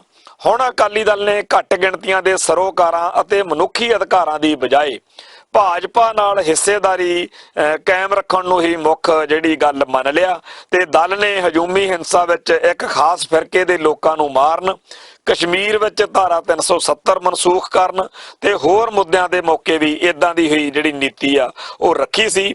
ਸੋ ਅਕਾਲੀ ਦਲ ਦਾ ਅਖਲਾਕੀ ਤੌਰ ਦੇ ਉੱਤੇ ਬਾਦਲ ਦਲ ਦਾ ਇਹ ਬਹੁਤ ਹੀ ਵੱਡਾ ਜਿਹੜਾ ਹੈਗਾ ਗਲਤ ਕੰਮ ਜਿਹੜਾ ਕਿ ਭਾਜਪਾ ਵੱਲੋਂ ਇੱਕ ਖਤਰਨਾਕ ਜਿਹੜਾ ਹੈਗਾ ਬਹੁਤ ਹੀ ਜ਼ਿਆਦਾ ਕਦਮ ਚੱਕਿਆ ਗਿਆ ਤੇ ਉਹਦੇ ਵਿੱਚ ਅਕਾਲੀ ਦਲ ਦੀ ਸਹਿਮਤੀ ਆ ਜਿਹੜੀ ਉਹ ਬੇਤਹਾਸ਼ਾ ਮਾੜੀ ਅਤ ਮਾੜੀ ਗੱਲ ਆ। ਤੇ ਹੁਣ ਇਹ ਤੋਂ ਬਾਅਦ ਚ ਅੱਗੇ ਜੇ ਗੱਲ ਕਰੀਏ ਤਾਂ ਇਸ ਸੋਧ ਬਿੱਲ ਤੋਂ ਬਾਅਦ ਵਿੱਚ ਉੱਤਰ ਪੂਰਬੀ ਰਾਜਾਂ ਚ ਭਾਰਤ ਦੇ ਚ ਬਹੁਤ ਵੱਡੇ ਪੱਧਰ ਦੇ ਉੱਤੇ ਅਨਰੈਸਟ, ਬੜੇ ਵੱਡੇ ਪੱਧਰ ਤੇ ਹਿੰਸਕ ਭੀੜਾਂ ਨੇ ਰੇਲਵੇ ਸਟੇਸ਼ਨਾਂ ਨੂੰ ਅੱਗ ਲਾਈ ਆ ਤੇ ਜਿਹੜਾ ਮੁੱਖ ਮੰਤਰੀ ਸਰਬਾਨੰਦ ਸੋਨੋਵਾਲ ਦੀ ਰਿਹਾਇਸ਼ ਆ ਉਹ ਤੇ ਪਥਰਾਓ ਕੀਤਾ। ਵੀਰਵਾਰ ਨੂੰ ਅਸਮ ਗਣ ਪ੍ਰੀਸ਼ਦ ਦੇ ਦਫ਼ਤਰ ਨੂੰ ਅੱਗ ਲਾਈ ਗਈ ਆ। RSS ਦੇ ਦਫ਼ਤਰ ਨੂੰ ਅੱਗ ਲਾਉਣ ਦੀਆਂ ਵੀ ਜਿਹੜੀਆਂ ਨੇਗੀਆਂ ਖਬਰਾਂ ਆਈਆਂ ਨੇ ਤੇ DGP ਦੇ ਸੁਰੱਖਿਆ ਦਸਤੇ ਜਿਹੜੇ ਨੇ ਉਹਨਾਂ ਉੱਤੇ ਅਟੈਕ ਹੋਏ ਨੇ। ਅਸਾਮ ਦੇ ਕਈ ਜ਼ਿਲ੍ਹਿਆਂ ਤੇ ਮੇਘਾਲਿਆ ਦੇ ਵਿੱਚ ਇੰਟਰਨੈਟ ਸਰਵਿਸ ਬੰਦ ਕੀਤੀ ਹੋਈ ਆ। ਗੁਹਾਟੀ ਵਿੱਚ ਹਜ਼ਾਰਾਂ ਲੋਕਾਂ ਨੇ ਕਰਫਿਊ ਦੀ ਉਲੰਘਣਾ ਕਰਕੇ ਜਲੂਸ ਕੱਢਿਆ ਤੇ ਪੁਲਿਸ ਨੂੰ ਗੋਲੀ ਚਲਾਉਣੀ ਪਈ ਆ।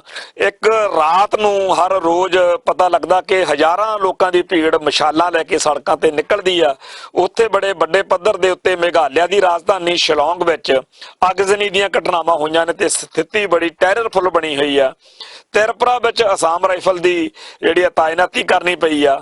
ਸੋ ਜਿਹੜਾ ਕੌਮੀ ਨਾਗਰਿਕਤਾ ਬਿੱਲ ਵਾ ਇਹਦੇ ਤਹਿਤ ਜਿਹੜਾ ਮੁਲਕ ਦੇ ਵਿੱਚ ਮਾਹੌਲ ਬਣਦਾ ਜਾ ਰਿਹਾ ਉਹ ਧਾਰਮਿਕ ਤੌਰ ਦੇ ਉੱਤੇ ਇੱਕ ਟਕਰਾਅ ਵਾਲੀ ਪੋਜੀਸ਼ਨ, ਇੱਕ ਕਤਲੋਗਰਦ ਵਾਲੀ ਪੋਜੀਸ਼ਨ ਜਿਹੜੀ ਆ ਉਹ ਬਣ ਰਹੀ ਆ। ਅਜੇ ਹਿੰਦੂ ਅਤੇ ਮੁਸਲਮਾਨਾਂ ਦੇ ਸਿੱਧੇ ਤੌਰ ਦੇ ਉੱਤੇ ਕਤਲੋਗਰਦ ਵਾਲਾ ਕੋਈ ਗੱਲ ਸਾਹਮਣੇ ਨਹੀਂ ਆਈ, ਪਰ ਜੇਕਰ ਇਹੀ ਕੁਝ ਚੱਲਦਾ ਰਿਹਾ ਤਾਂ ਆਉਣ ਵਾਲੇ ਦਿਨਾਂ ਦੇ ਵਿੱਚ ਕਿਸੇ ਵੀ ਪਲ, ਅੱਜ ਵੀ ਜਦੋਂ ਅਸੀਂ ਇਹ ਪ੍ਰੋਗਰਾਮ ਕਰ ਰਹੇ ਹਾਂ ਤਾਂ ਕਿਸੇ ਵੀ ਵੇਲੇ ਇਹ ਖਬਰ ਸੁਣਨ ਨੂੰ ਮਿਲ ਸਕਦੀ ਆ ਕਿ ਫਿਰਕੂ ਜਿਹੜੀ ਹਿੰਸਾ, ਕਿਉਂਕਿ ਇਦੋਂ ਪਹਿਲਾਂ ਪਿਛਲੇ 5 ਸਾਲ ਮੋਦੀ ਸਰਕਾਰ ਨੇ ਬੜੀ ਮਿਹਨਤ ਦੇ ਨਾਲ ਕਈ ਥਾਵਾਂ ਦੇ ਉੱਤੇ ਹਿੰਦੂਆਂ ਨੂੰ ਸ਼ਹਿ ਦੇ ਕੇ ਮੁਸਲਮਾਨਾਂ ਦੇ ਉੱਤੇ ਅਟੈਕ ਕਰਵਾਏ ਨੇ ਤੇ ਉਹਨਾਂ ਨੂੰ ਜਿਹੜੀ ਸ਼ਹਿ ਤੇ ਸਰਪ੍ਰਸਤੀ ਦੇ ਕੇ ਵੀ ਮੁਸਲਮਾਨਾਂ ਦੇ ਉੱਤੇ ਹਿੰਦੂਆਂ ਨੂੰ ਹਾਵੀ ਕਰਨਾ। ਸੋ ਇਹ ਨੀਤੀ ਦੇ ਤਹਿਤ ਜੋ ਕੁਝ ਕੀਤਾ ਜਾ ਰਿਹਾ ਉਹਦਾ ਰਿਐਕਸ਼ਨ ਕਿਸੇ ਨਾ ਕਿਸੇ ਰੂਪ ਚ ਆਏਗਾ ਹੀ। ਇਸ ਵੇਲੇ ਤਾਂ ਜਿਹੜਾ ਹੈਗਾ ਬਾਲੇ ਥਾਵਾਂ ਦੇ ਉੱਤੇ ਪੀਸਫੁਲ ਪ੍ਰੋਟੈਸਟ ਚੱਲ ਰਹੇ ਨੇ, ਪਰ ਇਹ ਪੀਸਫੁਲ ਪ੍ਰੋਟੈਸਟਸ ਨੂੰ ਬੜੀ ਸਕੀਮ ਦੇ ਨਾਲ ਵਾਇਲੈਂਟ ਪ੍ਰੋਟੈਸਟ ਵਿੱਚ ਬਦਲਣ ਦੀ ਜਿਹੜੀ ਆ ਮਨਸ਼ਾ ਉਹ ਵੀ ਜ਼ਾਹਿਰ ਹੋ ਰਹੀ ਆ। ਅਸਲ ਵਿੱਚ ਦਿੱਲੀ ਦੀ ਮੋਦੀ ਸਰਕਾਰ ਤੇ ਆਰਐਸਐਸ ਦੇ ਹਿੰਦੂ ਕੱਟੜਪੰਥੀ ਚਾਹੁੰਦੇ ਨੇ ਕਿ ਪਹਿਲਾਂ ਹਾਲਾਤ ਇੰਨੇ ਕੁ ਵਿਗੜ ਜਾਣ ਕਿ ਜਦੋਂ ਅਸੀਂ ਇਸ ਕਤਲੋਗਾਰਦ ਨੂੰ, ਇਸ ਖੂਨ ਖਰਾਬੇ ਨੂੰ, ਇਸ ਹਿੰਸਕ ਮਾਹੌਲ ਨੂੰ ਕਾਬੂ ਕਰਨ ਦੇ ਲਈ ਮੁਸਲਮਾਨਾਂ ਦੇ ਉੱਤੇ ਡਾਂਗ ਭਰਾਈਏ, ਗੋਲੀਆਂ ਚਲਾਈਏ, ਕਤਲੋਗਾਰਦ ਕਰੀਏ ਤੇ ਨਾਲ ਹਿੰਦੂ ਜਿਹੜਾ ਹੈਗਾ ਉਹ ਵੀ ਨਾਲ ਹੋਵੇ। ਉਹ 1984 ਚ ਜਿਵੇਂ ਸਿੱਖਾਂ ਦਾ ਕਤਲੇਆਮ ਹੋਇਆ ਸੀ ਉਵੇਂ ਹੀ ਫੌਜ ਅਤੇ ਪੁਲਿਸ ਦੀ ਹਾਜ਼ਰੀ ਦੇ ਵਿੱਚ ਖਾਕੀ ਵਰਦੀ ਦੀ ਆੜ ਵਿੱਚ ਵੱਡੇ ਪੱਧਰ ਦੇ ਉੱਤੇ ਸਾਰੇ ਭਾਰਤ ਦੇ ਵਿੱਚ ਮੁਸਲਮਾਨਾਂ ਦੇ ਕਤਲੇਆਮ ਦੀ ਜਿਹੜੀ ਹੈਗੀ ਆ ਇੱਕ ਪਲੈਨਿੰਗ ਉਹ ਸਾਡੇ ਸਾਹਮਣੇ ਹੈ।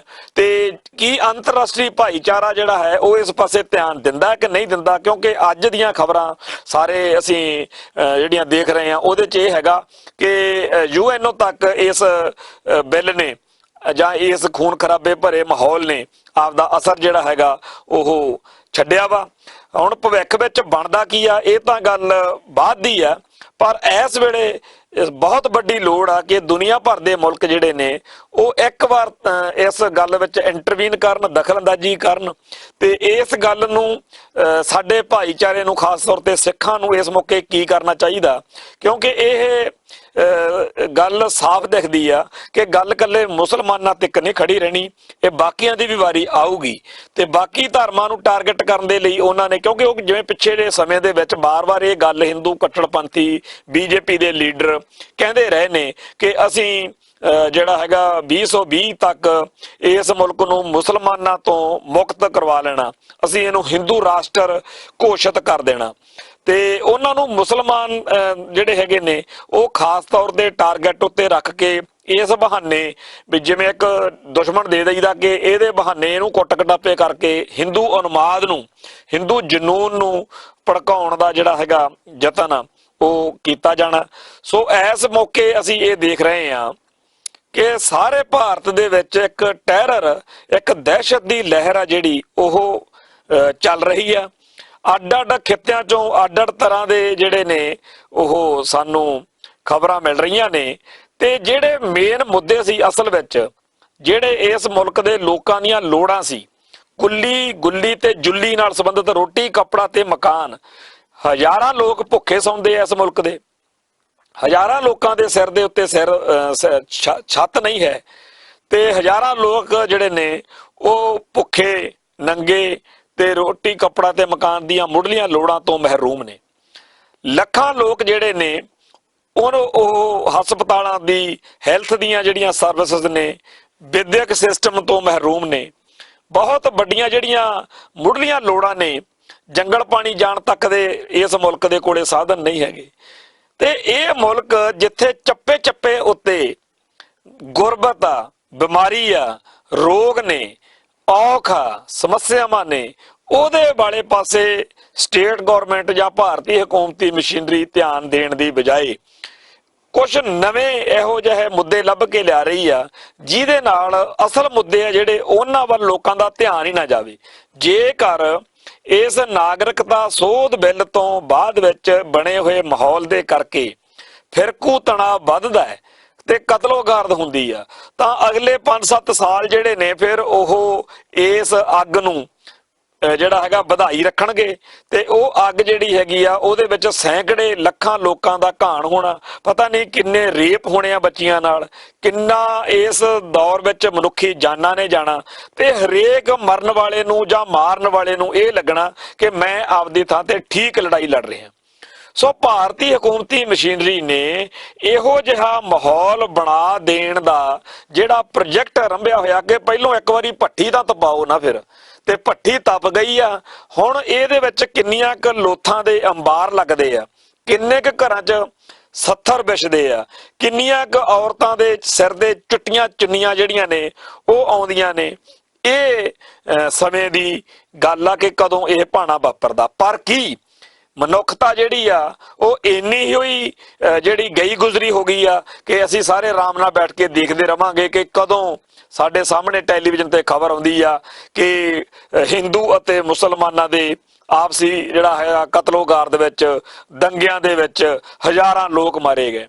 ਇਦੋਂ ਪਹਿਲਾਂ ਇਸ ਮੁਲਕ ਨੇ ਬੜੀ ਵਾਰ ਇਸ ਤਰ੍ਹਾਂ ਦੇ ਦੰਗੇ ਦੇਖੇ ਆ। ਜਿਹੜੇ ਗੋਧਰਾ ਕਾਂਡ ਹੋਇਆ, ਉਸ ਤੋਂ ਅਹਿਮਦਾਬਾਦ ਤੇ ਹੋਰਨਾਂ ਗੁਜਰਾਤ ਦੇ ਸੂਬਿਆਂ ਦੇ ਵਿੱਚ ਜਿਹੜਾ ਕਤਲੇਆਮ ਹੋਇਆ, ਜਾਂ ਬੰਬੇ ਦੇ ਵਿੱਚ 1993 ਦੇ ਵਿੱਚ ਕਤਲੇਆਮ ਹੋਇਆ, ਹੋਰ ਬੜੇ ਵੱਡੇ ਪੱਧਰ ਦੀਆਂ ਵਾਰਦਾਤਾਂ ਇਸ ਮੁਲਕ ਵਿੱਚ ਹੋਈਆਂ। ਔਰ ਇਹ ਜਿਹੜੀਆਂ ਹਿੰਦੂ ਅਤੇ ਮੁਸਲਮਾਨਾਂ ਦੇ ਵਿੱਚ ਇੱਕ ਟਕਰਾਅ ਭਰੀ ਸਥਿਤੀ ਬਣਾਈ ਰੱਖਣ ਦੇ ਲਈ ਪਿਛਲੇ ਸਮੇਂ ਦੇ ਵਿੱਚ ਭੱਠੀ ਵਿੱਚ ਬਾਲਣ ਜਿਹੜਾ ਹੈ ਉਹ ਲਗਾਤਾਰ ਸੁੱਟਿਆ ਜਾਂਦਾ ਰਿਹਾ। ਉਹਦੇ ਤਹਿਤ ਜਦੋਂ ਗੁਜਰਾਤ ਦੇ ਵਿੱਚ ਇਹ ਕਤਲੇਆਮ ਕਰਕੇ ਇੱਕ ਮੁੱਖ ਮੰਤਰੀ ਜਿਹੜਾ ਹੈ ਉਹ ਦੂਜੀ ਵਾਰ ਮੁੱਖ ਮੰਤਰੀ ਬਣਿਆ, ਜਦੋਂ ਨਰਿੰਦਰ ਮੋਦੀ ਜਿਹੜਾ ਹੈ ਉਹ ਫਿਰ ਮੁਲਕ ਦਾ ਪ੍ਰਧਾਨ ਮੰਤਰੀ ਦੂਜੀ ਵਾਰ ਬਣ ਗਿਆ, ਤਾਂ ਹੁਣ ਇਸ ਮਾਡਲ ਨੂੰ ਸਮੁੱਚੇ ਮੁਲਕ ਵਿੱਚ ਲਾਗੂ ਕੀਤਾ ਜਾ ਰਿਹਾ। ਉਸ ਮਾਡਲ ਦੇ ਤਹਿਤ ਇਹ ਹੈਗਾ ਕਿ ਬੜੇ ਵੱਡੇ ਪੱਧਰ ਦੇ ਉੱਤੇ ਇੱਕ ਵਾਰੀ ਮੁਸਲਮਾਨਾਂ ਨੂੰ ਡਰਾਇਆ ਜਾਵੇ, ਦਹਿਸ਼ਤ ਜਦਾ ਕੀਤਾ ਜਾਵੇ, ਮਾਰਿਆ ਜਾਵੇ, ਤੇ ਰਿਜ਼ਲਟ ਇਹ ਨਿਕਲੇ ਕਿ ਗਾਂ ਨੂੰ ਕੋਈ ਮੁਸਲਮਾਨ ਸਿਰ ਚੱਕ ਕੇ ਨਾ ਜਾ ਸਕੇ, ਤੇ ਹਿੰਦੂ ਜਿਹੜਾ ਹੈ ਉਹ ਸਦਾ ਲਈ ਇਹ ਮੰਨੇ ਕਿ ਬੀਜੇਪੀ ਦੇ ਰਾਜ ਵਿੱਚ ਮੌਜਾਂ ਨੇ, ਬੀਜੇਪੀ ਦੇ ਰਾਜ ਵਿੱਚ ਐਸ਼ਾਂ ਨੇ। ਤੇ ਜਿਹੜਾ 4-5 ਸਾਲ ਪਹਿਲਾਂ ਦੀ 4-5 ਮਹੀਨੇ ਹੋਏ ਕਿਸੇ ਸੱਜਣ ਮਿੱਤਰ ਨੇ ਇਹ ਗੱਲ ਦੱਸੀ ਕਿ ਦਿੱਲੀ ਦੇ ਵਿੱਚ ਇੱਥੋਂ ਦੀਆਂ ਜਿਹੜੀਆਂ ਸਿਆਸੀ ਸਭਾ ਨੇ ਉਹਨਾਂ ਦੇ ਵਿੱਚ ਇਹ ਬੜੀ ਚਰਚਾ ਹੋ ਰਹੀ ਆ ਕਿ ਨਵੰਬਰ ਦਸੰਬਰ ਦੇ ਮਹੀਨੇ ਵਿੱਚ ਕੋਈ ਵੱਡੀ ਜਿਹੜੀ ਐਕਟੀਵਿਟੀ ਆ ਉਹ ਕਰਨੀ ਆ।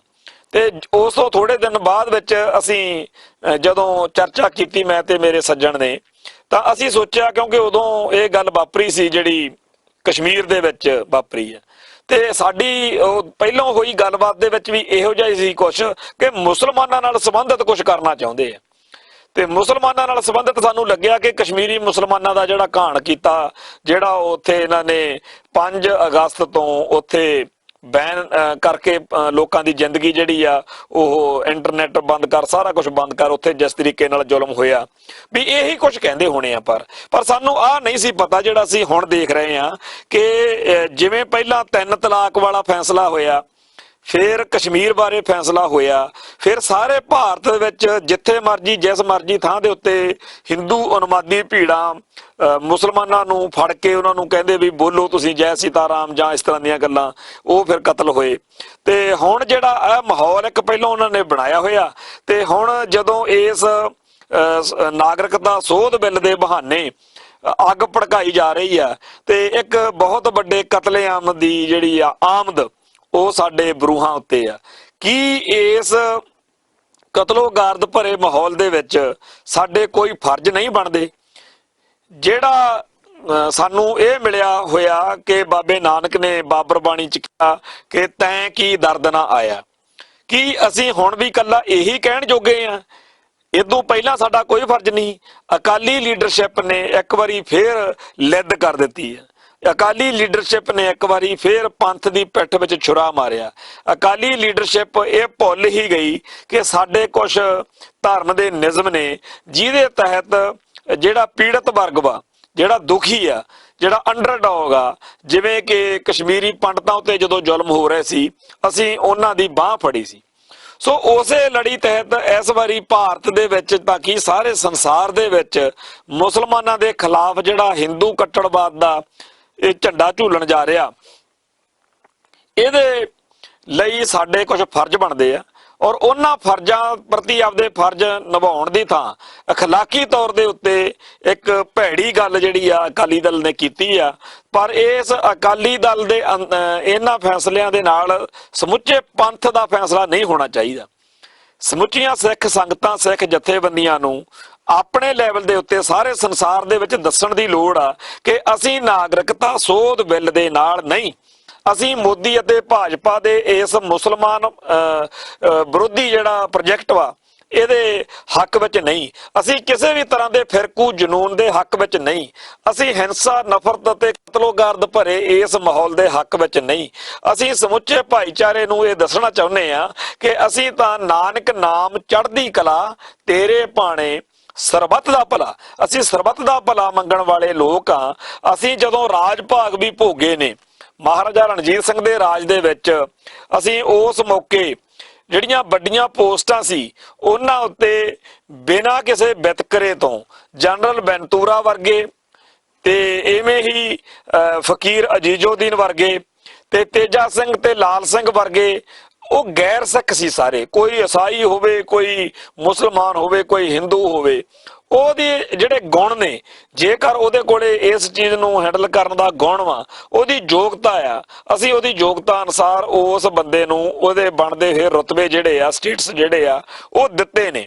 ਪਰ ਹੁਣ ਜਿਹੜਾ ਹੈ ਇਸ ਮੌਕੇ ਸਿੱਖ ਦਾ ਜਿਹੜਾ ਹੈਗਾ ਫਰਜ਼ ਬਣਦਾ ਉਹ ਇਹੀ ਬਣਦਾ ਕਿ ਸਾਰੇ ਸੰਸਾਰ ਨੂੰ ਅਸੀਂ ਇਹ ਦੱਸੀਏ ਕਿ ਭਾਰਤ ਦੇ ਵਿੱਚ ਜਿਹੜਾ ਇੱਥੋਂ ਦਾ ਹਕੂਮਤੀ ਢਾਂਚਾ ਮੁਸਲਮਾਨ ਵਿਰੋਧੀ ਇੱਕ ਮਾਹੌਲ ਬਣਾਉਣ ਜਾ ਰਿਹਾ, ਅਸੀਂ ਇਹਦਾ ਹਿੱਸਾ ਨਹੀਂ ਹੈਗੇ। ਚੰਗੀ ਗੱਲ ਆ ਕਿ ਇੱਥੋਂ ਦੀਆਂ ਜਿਹੜੀਆਂ ਕਲਮਾਂ ਨੇ, ਉਹਨਾਂ ਕਲਮਾਂ ਨੇ ਆਪਦਾ ਸਹੀ ਜਿਹੜਾ ਹੈਗਾ ਰੋਲ ਉਹ ਨਿਭਾਉਣਾ ਸ਼ੁਰੂ ਕੀਤਾ ਹੋਇਆ। ਅਜੀਤ ਅਖਬਾਰ ਦੇ ਵਿੱਚ ਬਰਜਿੰਦਰ ਸਿੰਘ ਹਮਦਰਦ ਦੀ ਇੱਕ ਲੰਬੀ ਚੌੜੀ ਸੰਪਾਦਕੀ ਪੜ੍ਹਨ ਨੂੰ ਮਿਲੀ ਆ, ਜਿਹਦੇ ਵਿੱਚ ਉਹਨਾਂ ਨੇ ਸਾਡੀ ਇਸ ਧਰਤੀ ਦੇ ਅਨੁਸਾਰ ਜਿਹੜੇ ਵਿਚਾਰ ਨੇ ਉਹ ਲਿਖੇ ਨੇ ਕਿ ਉੱਤਰ ਪੂਰਬੀ ਭਾਰਤ ਦੇ ਰਾਜਾਂ ਵਿੱਚ ਵੀ ਪਾਸ ਕੀਤੇ ਇਸ ਬਿੱਲ ਦਾ ਤਿੱਖਾ ਵਿਰੋਧ ਹੋ ਰਿਹਾ। ਇਸ ਕਾਰਨ ਅਸਾਮ ਵਿੱਚ ਤਾਂ ਕੁਝ ਹਿੰਸਕ ਘਟਨਾਵਾਂ ਵੀ ਵਾਪਰੀਆਂ ਨੇ। ਗੁਹਾਟੀ ਵਿੱਚ ਅਣਮਿੱਥੇ ਸਮੇਂ ਦਾ ਕਰਫਿਊ ਲੱਗਿਆ ਹੋਇਆ ਤੇ ਅਸਾਮ ਵਿੱਚ ਇਸ ਬਿੱਲ ਦਾ ਜਿਹੜਾ ਵਿਰੋਧ ਆ ਉਹ ਇਸ ਕਾਰਨ ਹੋ ਰਿਹਾ ਕਿਉਂਕਿ ਉਹ ਧਰਮ ਦੇ ਆਧਾਰ ਉੱਤੇ ਹਿੰਦੂਆਂ, ਸਿੱਖਾਂ, ਈਸਾਈਆਂ, ਪਾਰਸੀਆਂ, ਜੈਨੀਆਂ ਤੇ ਬੋਧੀਆਂ ਨੂੰ ਵੀ ਨਾਗਰਿਕਤਾ ਦੇਣ ਦੇ ਖਿਲਾਫ ਹਨ। ਉਹਨਾਂ ਦੀ ਮੰਗ ਹੈ ਕਿ ਬੰਗਲਾਦੇਸ਼ ਅਤੇ ਕਈ ਭਾਰਤੀ ਰਾਜਾਂ ਤੋਂ ਵੀ ਵੱਡੀ ਗਿਣਤੀ ਵਿੱਚ ਲੋਕ ਇਸ ਥਾਂ ਦੇ ਉੱਤੇ ਅਸਾਮ ਵਿੱਚ ਆ ਕੇ ਆਬਾਦ ਹੋ ਗਏ ਨੇ ਤੇ ਇਸ ਕਾਰਨ ਅਸਾਮ ਦੇ ਜੱਦੀ ਵਸਨੀਕਾਂ ਦੀ ਗਿਣਤੀ ਘੱਟ ਗਿਣਤੀ ਵਾਲੀ ਬਣ ਗਈ ਆ। ਇਸ ਨਾਲ ਉਹਨਾਂ ਦੇ ਸੱਭਿਆਚਾਰ ਤੇ ਉਹਨਾਂ ਦੀ ਭਾਸ਼ਾ ਨੂੰ ਖਤਰੇ ਉਤਪੰਨ ਹੋ ਗਏ ਨੇ। ਇਸੇ ਕਾਰਨ ਕਈ ਦਹਾਕੇ ਪਹਿਲਾਂ ਅਸਾਮ ਦੇ ਵਿਦਿਆਰਥੀਆਂ ਨੇ ਤਿੱਖਾ ਅੰਦੋਲਨ ਵੀ ਕੀਤਾ ਸੀ ਤੇ ਇਸ ਅੰਦੋਲਨ ਦੌਰਾਨ ਵੱਡੀ ਪੱਧਰ ਤੇ ਹਿੰਸਾ ਵੀ ਹੋਈ ਸੀ ਤੇ ਆਖਰ ਵਿੱਚ ਉਸ ਸਮੇਂ ਦੀ ਰਾਜੀਵ ਗਾਂਧੀ ਦੀ ਅਗਵਾਈ ਵਾਲੀ ਕੇਂਦਰੀ ਸਰਕਾਰ ਨਾਲ ਅਸਾਮ ਦੇ ਵਿਦਿਆਰਥੀਆਂ ਦਾ ਇਹ ਸਮਝੌਤਾ ਹੋਇਆ ਸੀ ਕਿ 1971 ਤੋਂ ਬਾਅਦ ਗੈਰ ਕਾਨੂੰਨੀ ਤੌਰ ਤੇ ਆ ਕੇ ਅਸਾਮ ਵਿੱਚ ਬਸੇ ਸਾਰੇ ਲੋਕਾਂ ਨੂੰ ਬਾਹਰ ਕੱਢਿਆ ਜਾਵੇਗਾ। ਇਸ ਦੇ ਆਧਾਰ ਤੇ ਸੁਪਰੀਮ ਕੋਰਟ ਦੀ ਨਜ਼ਰਸਾਨੀ ਹੇਠ ਸਰਵੇ ਕਰਕੇ ਰਾਸ਼ਟਰੀ ਨਾਗਰਿਕਤਾ ਰਜਿਸਟਰ ਵੀ ਤਿਆਰ ਕੀਤਾ ਗਿਆ। ਇਸ ਸਰਵੇ ਮੁਤਾਬਕ ਅਸਾਮ ਦੇ 19 ਲੱਖ ਲੋਕਾਂ ਨੂੰ ਗੈਰ ਕਾਨੂੰਨੀ ਘੁਸਪੈਠੀਏ ਕਰਾਰ ਦਿੱਤਾ ਗਿਆ। ਇਹਨਾਂ ਵਿੱਚ ਵੱਡੀ ਗਿਣਤੀ ਵਿੱਚ ਹਿੰਦੂ ਵੀ ਸ਼ਾਮਲ ਨੇ। ਇਸ ਕਾਰਨ ਭਾਜਪਾ ਦੇ ਸਥਾਨਕ ਅਤੇ ਕੌਮੀ ਆਗੂਆਂ ਨੇ ਵੀ ਇਸ ਸਰਵੇ ਸੰਬੰਧੀ ਕਈ ਤਰ੍ਹਾਂ ਦੇ ਇਤਰਾਜ਼ ਜਿਹੜੇ ਆ ਉਹ ਉਠਾਏ ਨੇ। ਹੁਣ ਅਸਾਮ ਦੇ ਨਾਗਰਿਕਤਾ ਸੋਧ ਬਿੱਲ ਦਾ ਵਿਰੋਧ ਕਰਨ ਵਾਲੇ ਅੰਦੋਲਨਕਾਰੀਆਂ ਦਾ ਇਹ ਮਤ ਹੈ ਕਿ ਕੇਂਦਰ ਸਰਕਾਰ ਧਰਮ ਦੇ ਆਧਾਰ ਤੇ ਮੁਸਲਮਾਨਾਂ ਨੂੰ ਛੱਡ ਕੇ ਬਾਕੀ ਸਾਰੇ ਗੈਰ ਕਾਨੂੰਨੀ ਸ਼ਰਨਾਰਥੀਆਂ ਨੂੰ ਨਾਗਰਿਕਤਾ ਮੁਹੱਈਆ ਕਰ ਦੇਵੇਗੀ। ਇਹ ਕੇਂਦਰ ਸਰਕਾਰ ਨਾਲ ਉਹਨਾਂ ਦੇ ਪਹਿਲੇ ਹੋਏ ਸਮਝੌਤੇ ਦੀ ਵੀ ਉਲੰਘਣਾ ਹੋਏਗੀ।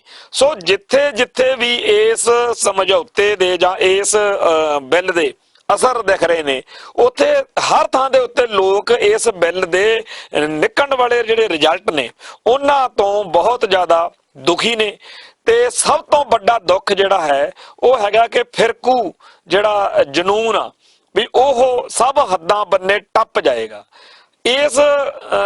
ਇਸ ਮੁਲਕ ਵਿੱਚ ਭਾਵੇਂ ਪਿਛਲੇ ਲੰਮੇ ਅਰਸੇ ਤੋਂ ਕਈ ਫਿਰਕੂ ਦੰਗੇ ਜਿਹੜੇ ਨੇ ਵੱਡੇ ਕਤਲੇਆਮ ਅਸੀਂ ਹਿਸਟਰੀ ਦਾ ਹਿੱਸਾ ਬਣੇ ਹੋਏ ਨੇ, ਦੇਖੇ ਆ, ਜਾਣਦੇ ਆ, ਪਰ ਹੁਣ ਹਮੇਸ਼ਾ ਹੀ ਕਿਸੇ ਵੀ ਬੰਦੇ ਨੂੰ ਕੋਈ ਬਿਮਾਰੀ ਹੋਵੇ ਤੇ ਉਹ ਜਾਂ ਕਿਸੇ ਬੰਦੇ ਦਾ ਐਕਸੀਡੈਂਟ ਹੋ ਜਾਵੇ ਤੇ ਬਾਰ-ਬਾਰ ਐਕਸੀਡੈਂਟ ਹੁੰਦੇ ਹੋਣ ਤਾਂ ਉਹ ਬੰਦਾ ਹਰ ਵਾਰੀ ਇਹ ਤਾਸ ਕਰਦਾ ਹੀ ਆ ਵੀ ਸ਼ਾਇਦ ਅੱਗੇ ਨੂੰ ਨਾ ਹੋਵੇ, ਜਾਂ ਉਹ ਯਕੀਨੀ ਬਣਾਉਣਾ ਚਾਹੁੰਦਾ ਹੈਗਾ ਕਿ ਘੱਟੋ ਘੱਟ ਅੱਗੇ ਮੇਰਾ ਐਕਸੀਡੈਂਟ ਨਾ ਹੋਵੇ ਜਾਂ ਮੈਨੂੰ ਆਹ ਬਿਮਾਰੀ ਦੁਬਾਰਾ ਨਾ ਲੱਗੇ।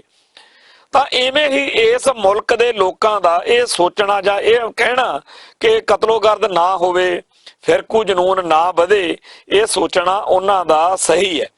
ਪਰ ਇਸ ਮੁਲਕ ਦੇ ਨਵੇਂ ਬਣੇ ਮਾਲਕ ਆ ਜਿਹੜੇ, ਉਹਨਾਂ ਦਾ ਏਜੰਡਾ ਤਾਂ ਅੱਗੇ ਵੱਧਦਾ ਹੈ ਜੇਕਰ ਇਸ ਮੁਲਕ ਦੇ ਵਿੱਚ ਫਿਰਕੂ ਭਾਵਨਾਵਾਂ ਜਿਹੜੀਆਂ ਨੇ ਉਹ ਵਧਣ ਫੁੱਲਣ, ਹਿੰਦੂਆਂ ਅਤੇ ਮੁਸਲਮਾਨਾਂ ਦਾ ਤਕਰਾਰ ਵੀ ਹੋਵੇ ਤੇ ਟਕਰਾਅ ਵੀ ਹੋਵੇ। ਸੋ ਮੁਸਲਮਾਨਾਂ ਦੇ ਆਪਦੇ ਆਪ ਨੂੰ ਘੈਂਟ ਵਿਰੋਧੀ, ਜ਼ਬਰਦਸਤ ਵਿਰੋਧੀ ਦਰਸਾਉਣਾ ਤੇ ਹਿੰਦੂਆਂ ਦੇ ਸਭ ਤੋਂ ਵੱਡੇ ਰਾਖੇ ਵਜੋਂ, ਸੇਵੀਅਰ ਵਜੋਂ ਆਪਦੇ ਆਪ ਨੂੰ ਸਥਾਪਿਤ ਕਰਨਾ, ਇਹ ਜਿਹੜੀ ਨੀਤੀ ਆ ਇਹ ਪੰਜਾਬ ਦੇ ਵਿੱਚ ਇੱਕ ਮਾਡਲ ਵਜੋਂ ਇੰਦਰਾ ਗਾਂਧੀ ਵੇਲੇ ਵੀ ਆਈ ਸੀ, ਜਦੋਂ ਇੰਦਰਾ ਗਾਂਧੀ ਇਹ ਦਰਸਾਉਣਾ ਚਾਹੁੰਦੀ ਸੀ ਕਿ ਪੰਜਾਬ ਦੇ ਹਿੰਦੂਓ, ਸਿਰਫ ਮੈਂ ਇੰਦਰਾ ਗਾਂਧੀ ਹੀ ਤੁਹਾਨੂੰ ਬਚਾ ਸਕਦੀ ਆ। ਉਸ ਮਾਹੌਲ ਦੇ, ਉਸ ਦੇ ਨਤੀਜੇ ਜਿਹੜੇ ਸੀ ਉਹ ਬਹੁਤ ਭਿਆਨਕ ਨਿਕਲੇ ਸੀ। ਅੱਜ ਉਹੀ ਸਾਰਾ ਕੁਝ ਜਿਹੜਾ ਹੈਗਾ ਮੋਦੀ ਸਰਕਾਰ ਸਾਰੇ ਮੁਲਕ ਵਿੱਚ ਕਰਨ ਜਾ ਰਹੀ ਆ। ਸੋ ਸਾਫ਼ ਦਿਖ ਰਿਹਾ ਹੈਗਾ ਕਿ ਸਾਰੇ ਲੋਕਾਂ ਨੂੰ, ਜਿਨ੍ਹਾਂ ਨੂੰ ਇਸ ਗੱਲ ਦੀ ਗੰਭੀਰਤਾ ਦਾ ਪਤਾ, ਉਹ ਇਸ ਬਿੱਲ ਦਾ ਵਿਰੋਧ ਕਰ ਰਹੇ ਨੇ। ਤੋਂ ਭਾਰਤ ਸਮੇਤ ਦੂਜਿਆਂ ਮੁਲਕਾਂ ਤੋਂ ਜਿਸ ਤਰੀਕੇ ਦੇ ਨਾਲ ਇਹਦੇ ਖਿਲਾਫ ਆਵਾਜ਼ਾਂ ਆ ਰਹੀਆਂ ਨੇ, ਉਹਨਾਂ ਦਾ ਸਵਾਗਤ ਕਰਨਾ ਬਣਦਾ।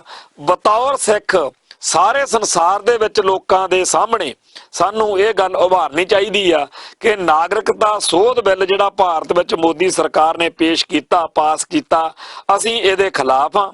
ਤੇ ਇੱਥੇ ਇਸ ਬਿੱਲ ਕਰਕੇ ਮੁਸਲਮਾਨਾਂ ਨਾਲ ਜਾਂ ਕਿਸੇ ਵੀ ਬੰਦੇ ਨਾਲ ਜਿਹੜੇ ਨਫ਼ਰਤ, ਹਿੰਸਾ ਅਤੇ ਵਿਰੋਧ ਵਧਣ ਦੇ ਅਸਾਰ ਨੇ, ਅਸੀਂ ਇਸ ਵਰਤਾਰੇ ਦਾ ਨਿਖੇਧ ਕਰਦੇ ਆ, ਇਹਦੇ ਰੱਦ ਕਰਦੇ ਆ ਔਰ ਇਹਦਾ ਡਟ ਕੇ ਵਿਰੋਧ ਕਰਾਂਗੇ। ਸੋ ਇਸ ਮੌਕੇ ਸਾਡਾ ਅਹਿਦ ਕਰਨਾ ਬਣਦਾ ਕਿ ਅਸੀਂ ਸਰਬੱਤ ਦੇ ਭਲੇ ਵਾਲੇ ਕਨਸੈਪਟ ਨੂੰ ਲੈ ਕੇ ਅੱਗੇ ਵਧਾਂਗੇ। ਤੇ ਸਾਡੇ ਪ੍ਰੋਗਰਾਮ ਦੀ ਸਮਾਪਤੀ ਵੀ ਹਮੇਸ਼ਾ ਇਸੇ ਗੱਲ ਨੇ ਅਸੀਂ ਕਰੀ ਦੀ ਆ, ਅੱਜ ਵੀ ਕਰਦੇ ਆ ਕਿ ਇਹ ਨਾਨਕ ਨਾਮ ਚੜ੍ਹਦੀ ਕਲਾ, ਤੇਰੇ ਭਾਣੇ ਸਰਬੱਤ ਦਾ ਭਲਾ। ਵਾਹਿਗੁਰੂ ਜੀ ਕਾ ਖਾਲਸਾ, ਵਾਹਿਗੁਰੂ ਜੀ ਕੀ ਫਤਿਹ।